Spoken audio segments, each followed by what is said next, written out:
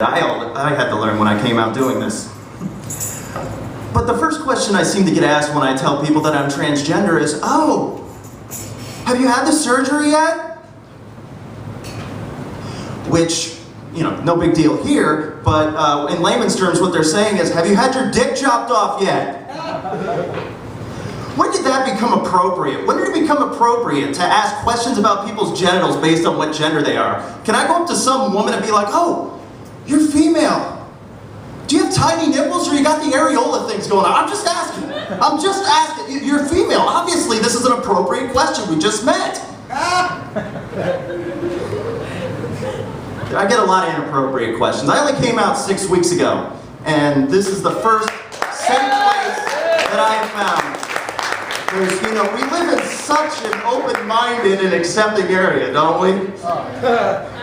So thank you, H-Mac, for not asking the gallery of stupid questions that I tend to get, like, are you sure you're transgender? Are you sure you don't have multiple personality disorder? As if I'm fucking Schmeagol or something, just sitting and saying, but he wants to be a good precious. No, he wants to be the man dressed up in a suit. Dress it, precious, dress it up. No. We want the thong today, yes we do! That's awesome. Thank you. When I told people I wanted to be a comedian, you know, this is years ago. I turned 29 next month, and it wasn't until I came out that I realized that comedy is all about honesty, and once I started being honest with myself, I could be honest with all of you. Because if I hadn't done this, I'd be just sitting up here doing that Schmeagol impression and everybody would be like, what the hell is he talking about? Why? It's a cool impression, but why? I mean, somebody told me, oh, so you're transgender. Why would you want to do that? Didn't Eddie Izzard already do that? No. Eddie Izzard is a transvestite. And since when did being a thing give you a monopoly on being a comedian? Did Louis Black come up and just say, I want to be a stand-up comedian? And they said, oh, didn't you see Billy Crystal on the TV? We've got a Jew, okay? We don't need any more Jews because obviously that's your only defining characteristic. So I'm from Cleveland. Sorry. I know in this area that's almost as bad as coming out transgender. I gotta kind of break it to my dates sometimes, you know, I gotta feel it out, see if it's getting serious. Honey, I know we've been seeing each other for a while, and I really like you, I really like spending time with you, but there's something you gotta know about me.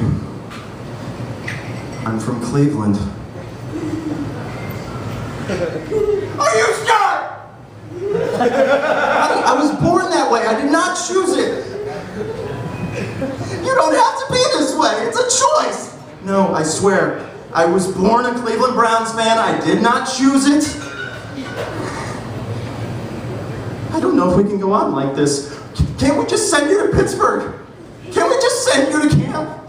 I swear, I'll pray for you. I will pray for you. I go to the Ivy League. I'm at the University of Pennsylvania, which causes most people to ask, oh, you go to Penn, State College or Harrisburg? That's funny. You know, the Ivy League, it's its own liberal bubble, which I don't mind. It's a safe place to go. But I'm from Cleveland, I live here, and I go to school in the Ivy League. I get to see who's full of shit in every direction. I was born in the 80s. Anybody else here born in the 80s? Yeah. We grew up on some weird shit, didn't we? Oh yeah. I mean, it's mainstream now, a lot of the stuff we grew up with. I mean, even Michael Bay can ruin it. But, you know, can you imagine if you had never heard of some of these things and just pitching them off out of the blue? Alright, I got this idea for a cartoon. We've got these 4 turtles, but they're human-sized, and they're also ninjas. How much pot did you smoke last night? No, just listen. We're gonna name them after Renaissance painters, and we're gonna give them masks so you can tell them apart.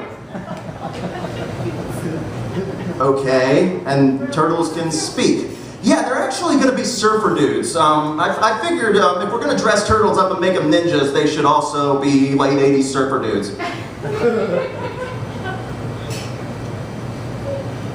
Go on. Well, they have their giant sensei rat named Splinter. What the fuck are you talking about? Well, he's their guy. You see, there's this giant Darth Vader samurai named Shredder. Oh. With Darth Vader samurai? Yeah, his name's the Shredder. And he doesn't shred anything, but let's get Uncle Phil from the Fresh Prince of Bel-Air to voice him. That'll go over great. Do you have any other ideas? Yeah, how about this book that you can fall into and we'll make a movie about it? You mean like Inception? No, Leo's not old enough yet. But he rides a giant dragon. Whatever you're on, I want some of it. My favorite movie of all time is The Room. Does anybody know about this movie? Oh yeah. Okay, for those of you who don't know, this is this guy with an undefinable accent who spent $6 million making his own movie because everybody told him he couldn't do it. There's a reason. This guy is in his mid-40s, maybe. Nobody knows anything about him. His name is Tommy Wiseau, and he hires a bunch of 20-year-olds to hang out with him. He has an 18-year-old girlfriend who he's been with for 7 years, and that's not the slightest bit creepy, is it? To give you an idea of the acting chops of Tommy Wiseau, he finds out that his girlfriend is lying about him hitting her. He comes out onto the roof, which where it came from I don't know, because it's a lovely green screen out that day, and he says this, verbatim, "I did not hit her. It's not true. It's bullshit. I did not hit her. I did not." Oh, hi, Mark. I couldn't make that up. That's exactly how he reads this. He wrote it. He ripped off James Dean. There's a movie called Devil Without a Cause, where he tells everybody that you're tearing me apart. He has a line where he tells his girlfriend, "You are tearing me apart, Lisa." That has 3 million hits on YouTube. Look it up. But there's a real inspiration behind this. No matter what, if somebody tells you that you can't do something, just remember, Tommy Wiseau made a movie. The Room gets shown on cult movie weekends with the Rocky Horror Picture Show, 11 years after it was made. So regardless of the fact if it's good or not, just remember, no matter what you want to do, get out there and do it. Hell, I'm here. But no matter what your dream is, just remember, even an eccentric millionaire with an indefinable accent and a guy who looks like that creepy guy who stares at you at the bus stop, he can make a movie, you can do whatever you want. Thank you, I appreciate it.